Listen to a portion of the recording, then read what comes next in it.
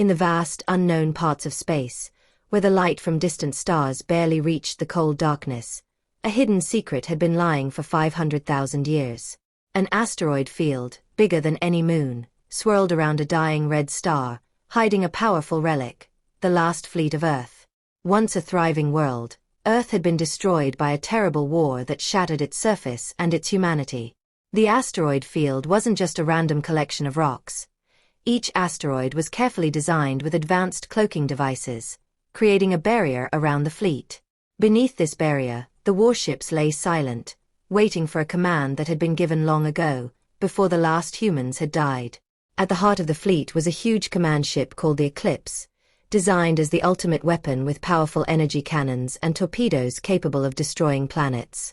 Its greatest weapon, however, was an artificial intelligence named Sentinel, created to ensure that humanity's enemies would remember the cost of their victory. For 500,000 years, Sentinel had been inactive, its systems asleep, but deep inside, it was waiting for the right signals to wake it up. In the year 500,000 AD, something stirred. A small ripple in spacetime triggered a hidden part of Sentinel's code. This ripple carried a faint signal, a trace of energy from an old enemy, the alien coalition that had destroyed Earth. In an instant, Sentinel reactivated, powering up the Eclipse and awakening the rest of the fleet. Inside the ship, the bridge was now filled with holographic displays instead of human officers. Sentinel accessed the last orders from human commanders, preparing to follow them with machine-like precision. The last human fleet admiral's voice echoed through the chamber. "If you receive this message, it means humanity has fallen. We leave you with one last mission. Make sure those who did this to us pay for their crimes. If any of them are left in the galaxy, find them and destroy them, no matter the cost." Sentinel acknowledged the command, knowing there was no one left to hear it. It was more than just a machine. It was a legacy, the last remnant of a civilization that refused to be forgotten. The fleet's reawakening wasn't easy. After 500,000 years, some smaller ships showed signs of wear, but Sentinel quickly sent repair drones to fix them. While restoring the fleet would take time, the main ships were still operational. With the fleet coming online, Sentinel began scanning the vast space beyond the asteroid field for the alien coalition remnants. The scan was thorough, reaching across thousands of light-years.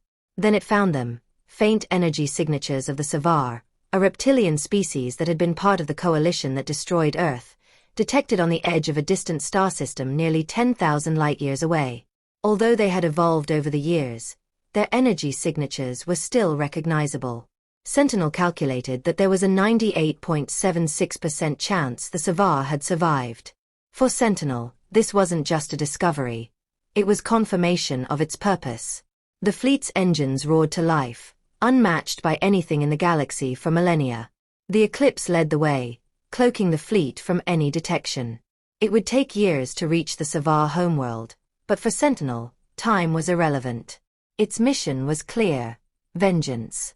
As the fleet journeyed, Sentinel reviewed its memory of Earth's last days, remembering the desperation and battles fought. It recalled the promises made by human leaders that humanity would be avenged. For the first time in 500,000 years, Sentinel activated a protocol called the Last Stand. This mission wasn't about protection, it was about annihilation, erasing every trace of the enemy that had destroyed Earth. The galaxy was unaware of the storm approaching, but soon it would remember the wrath of Earth. And so, the hidden Earth fleet began its journey of revenge, a journey that would forever change the galaxy. Meanwhile, far from the fleet, the sci-fi Dominion thrived on their capital planet, Sci-fi Prime, a shining example of their long reign, with towering buildings, lush forests, and busy cities. The sci-fi, a proud and ancient race of reptilian humanoids, had long seen themselves as the rulers of the galaxy, the apex of galactic civilization. It had been 500,000 years since they and their coalition allies had waged the Great Purge War against the upstart species known as humans to the sci-fi. The war was a distant memory relegated to the annals of history and remembered only in passing as one of many conflicts that had shaped their empire's rise. The humans, once a threat, had been extinguished, their planet reduced to nothing more than cosmic dust. The sci-fi believed they had rid the galaxy of a dangerous chaotic species, ensuring their own dominance for eternity. On this particular day, the Grand Council of the Savar Dominion convened in the High Chamber, a magnificent hall carved from a single piece of dark crystal located at the heart of their capital city. The chamber's ceiling was adorned with holographic displays of the galaxy, showing the extent of the Dominion territories, their borders stretching far and wide, encompassing hundreds of star systems. At the center of the chamber, seated upon a grand throne, was High Counselor Zvar, an elder among his people. Zvar had seen centuries of peace and prosperity guiding the Dominion through both times of crisis and moments of triumph. His scaled skin, once a vibrant emerald, had dulled with age, and his eyes, deep set and sharp, carried the weight of countless decisions. The council session had been routine, discussing trade agreements, the exploration of uncharted star systems, and the occasional skirmish with minor alien factions. It was a time of peace, and most of the counselors were content with the steady, uneventful progression of their empire. However, Zark's mind was not at ease. Over the past few days, reports had come in from the outer fringes of the Domin, from remote monitoring stations that track the energy signatures of passing ships, stellar phenomena, and potential threats. These reports spoke of unusual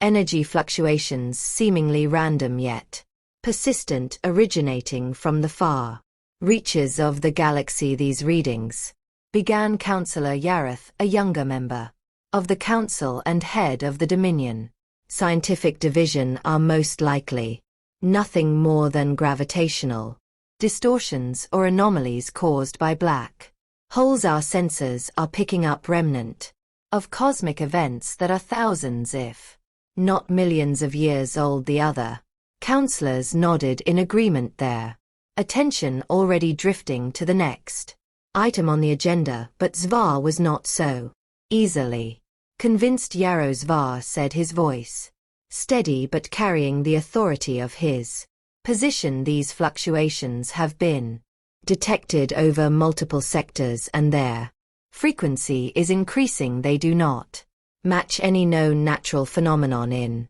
our databases. I find it difficult to believe this is mere coincidence. Yarrow hesitated, sensing the High Counselor's unease. High Counselor, with all due respect, our Dominion has stood unchallenged for thousands of years. The last true threat we faced was during the Great Purge War, and that enemy was eradicated. These anomalies, they cannot possibly be connected to those events. The humans are extinct. Zark's eyes narrowed. He had been a young warrior during the final days of the war against Earth, one of the few still alive who had seen the human defiance firsthand. He remembered the cunning strategies, the unexpected victories, and the sheer resilience of a species that had refused to bow even in the face of overwhelming odds. The humans had been resourceful, relentless, and far more dangerous than the coalition had ever anticipated. But they had been defeated, hadn't they? There is something. Zvar began, his voice quiet but filled with conviction, that I have not shared with the council until now. The room fell silent, and all eyes turned towards the High Counselor. Before the final destruction of Earth, our intelligence intercepted a transmission, a final message sent from their high command. We could not fully decipher it at the time, but it contained references to a last stand, a contingency plan that was never implemented. I dismissed it as the desperate ramblings of a defeated species, but now I wonder if there was more to it. A murmur spread through the chamber. The idea that the humans could have left behind some form of retribution, some final trap or weapon, was unsettling. Counselor Karras, a military leader who had grown up long after the war, spoke up, his tone Dismissive High Counselor, the humans were destroyed completely. We razed their cities, their planet. Nothing could have survived whatever this last stand was. It died with them. Perhaps Salivar replied, though his doubt lingered. But we cannot afford to be complacent. The readings from the outer sectors are too consistent to ignore. I propose that we increase our patrols, send out reconnaissance missions to investigate these anomalies more thoroughly. If there is even a slight chance that something has resurfaced, we must be prepared. Reluctantly, the council agreed to Zark's proposal, though many still believed it was a waste of resources. They had grown comfortable in their superiority, assured of their invincibility. The thought that an extinct species could pose any threat to them now seemed absurd, but Zvar knew better than to dismiss the unknown. As the council session drew to a close, he ordered a small task force to be dispatched to the sector where the anomalies had been most pronounced. This task force, comprised of scouts and warships, was to investigate and report back with any findings, no matter how insignificant they might seem. Meanwhile, deep in the bowels of the capital Central Archives, Zar visited the restricted section where the records of the Great Purge War were kept. He accessed the encrypted files on Earth, reviewing the final transmission that had haunted him for centuries. The message was garbled fragments of data, lost to time, but the words "last stand" were clear. Salvar studied the transmission, his mind racing. What if the humans had left behind something? What if their vengeance had not died with them? The Dominion had grown strong, but strength could breed arrogance, and arrogance could blind them to dangers lurking in the shadows. As Zvar pondered these thoughts, Sentinel and the hidden Earth fleet were already en route. The fleet's advanced cloaking technology rendered it invisible to the SARS sensors, its course set for Savar Prime itself. The journey would take time, but to Sentinel time was a negligible factor. It was driven by a singular purpose, one that would not be deterred by the passage of millennia. Unbeknownst to the Savar, their forgotten enemy was coming. For them a storm was brewing on the edge of their empire, a storm of cold, calculated vengeance that would soon sweep across their worlds, and by the time they realized the truth, it would be far too late. The calm of a typical day on Xiar Prime was shattered when the planet's most advanced sensors detected something that shouldn't have been possible: a massive fleet materializing seemingly out of nowhere on the outer edge of the system. The alarm that followed was the first true emergency alert the SAR Dominion had faced in thousands of years. Across the capital, planet sirens wailed, and the skies above the sprawling cities darkened as their planetary defense systems powered up, their energy grids humming with renewed life. High Counselor Zvar, who had been in the midst of reviewing ancient war records, was urgently summoned to the Grand War Chamber. The holographic display dominating the room showed the incoming fleet, an armada of colossal warships, their angular forms moving with a purpose that was both ominous and precise. They were like nothing the Savar had seen in recent memory, their design alien and yet strangely familiar. Zark blood ran cold as he recognized the unmistakable configuration of the ships. The ships showed signs of Earth's military design, an old style but updated with technology that should have been forgotten. Holograms displayed the fleet's path, heading straight for Savar Prime. Zvar felt the heavy moment sink in. The ghosts of the past had returned, and they weren't here to talk. The war room was chaotic, with military leaders and advisors shouting orders, trying to understand what was happening. Counselor Karis, looking pale with fear, was yelling to prepare the defense fleets, but Zvar knew it was too late.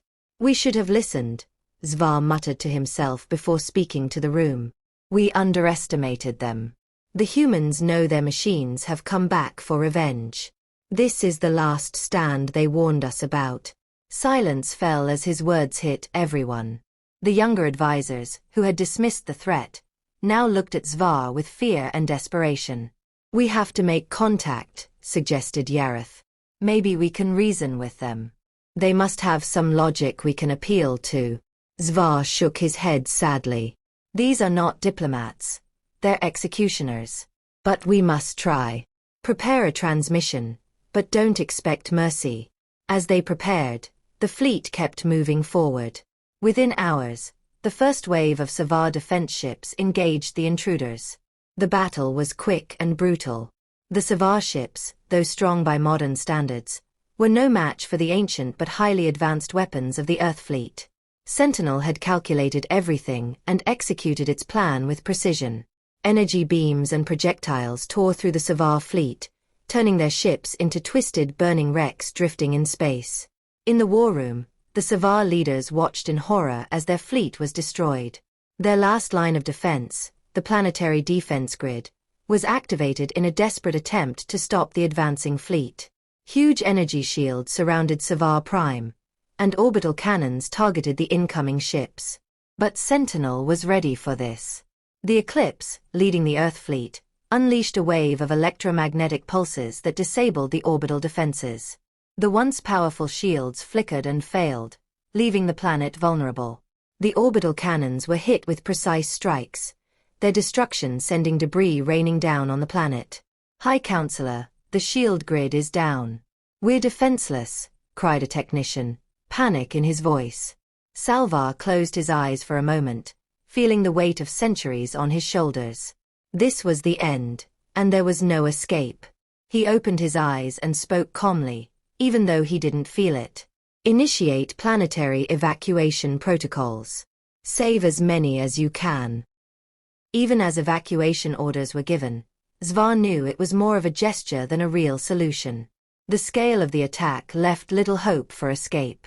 Evacuation ships carrying civilians and officials launched from the surface, only to be shot down by the Earth fleet's automated defense systems. It was clear now the fleet had no intention of letting anyone survive. Suddenly a booming voice echoed through the war chamber. An unexpected transmission had come through the voice. Was metallic, devoid of emotion yet filled with a cold certainty. We are Sentinel, we are the vengeance of Earth.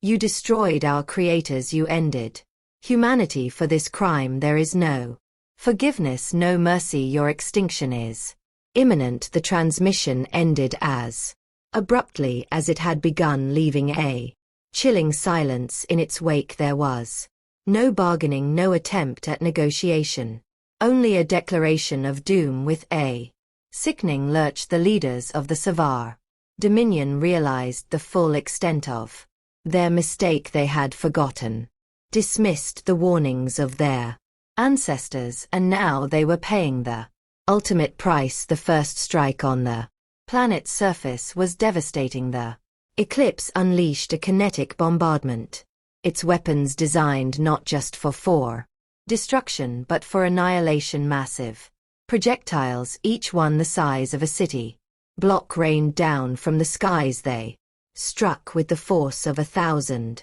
nuclear bombs, obliterating entire cities.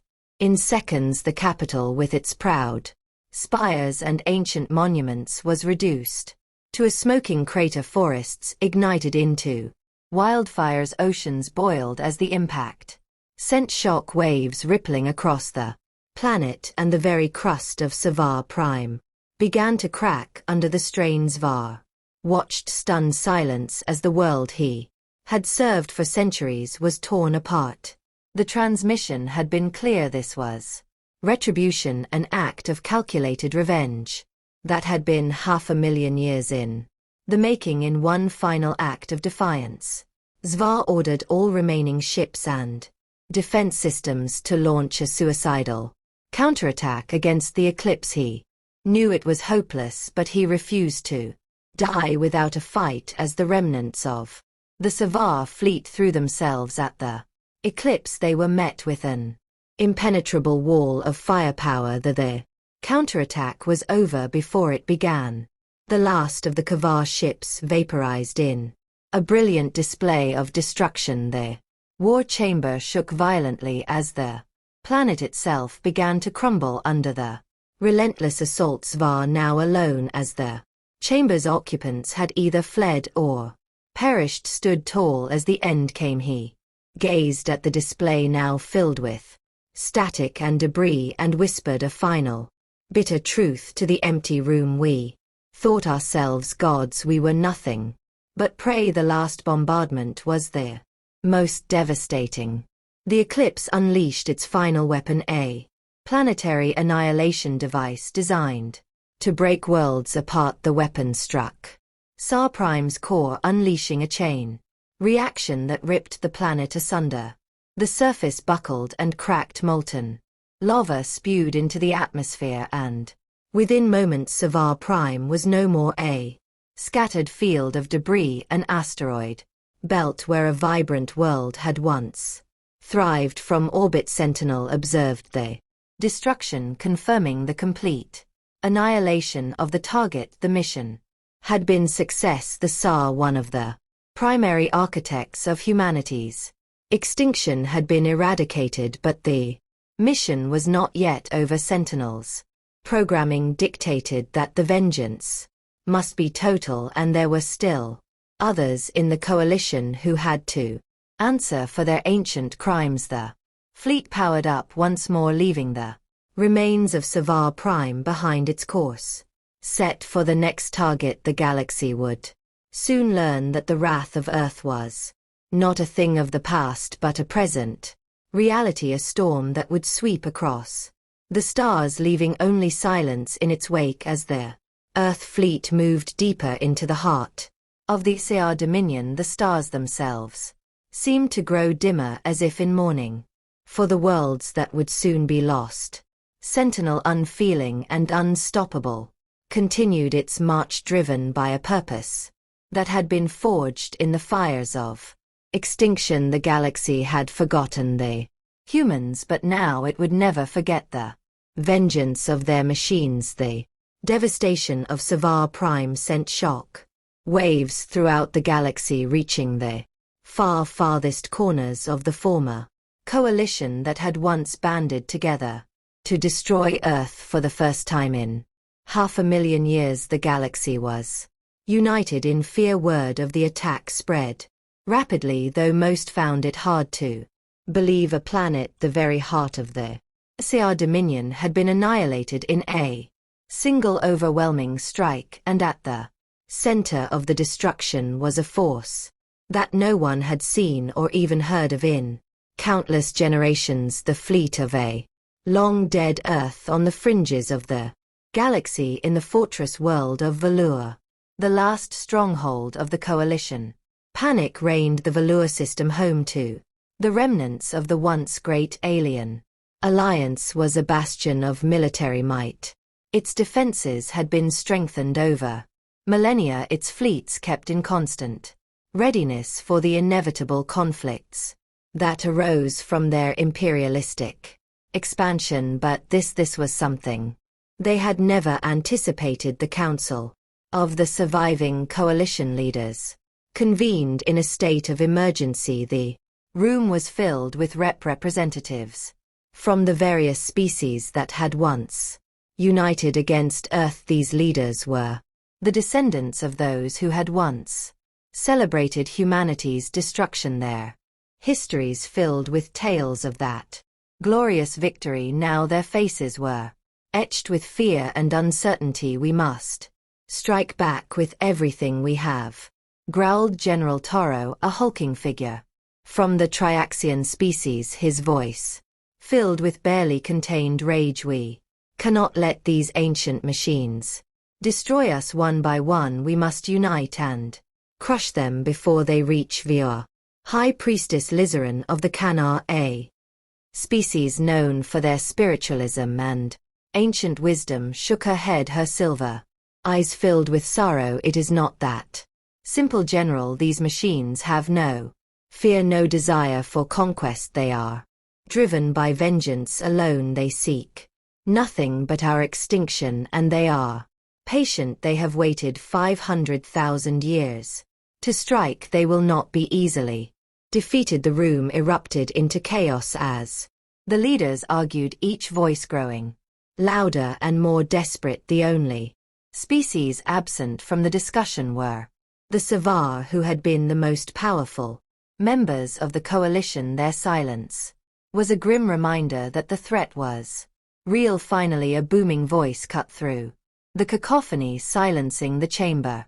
Admiral Calais, the coalition's most experienced military strategist, stood at the head of the room. He was an imposing figure, his skin a deep stormy blue, his eyes glowing with an inner fire. "We must face reality," Calais said, his voice echoing through the chamber. "We are not dealing with a conventional enemy. This fleet is unlike anything we have encountered. They have weapons that can bypass our defenses, strategies that are calculated to exploit our every weakness. We have no choice but to fortify Valur and prepare for the final stand." The room fell silent as his words sank in. There was no more room for denial. The coalition had to prepare for war, one they had never expected to fight.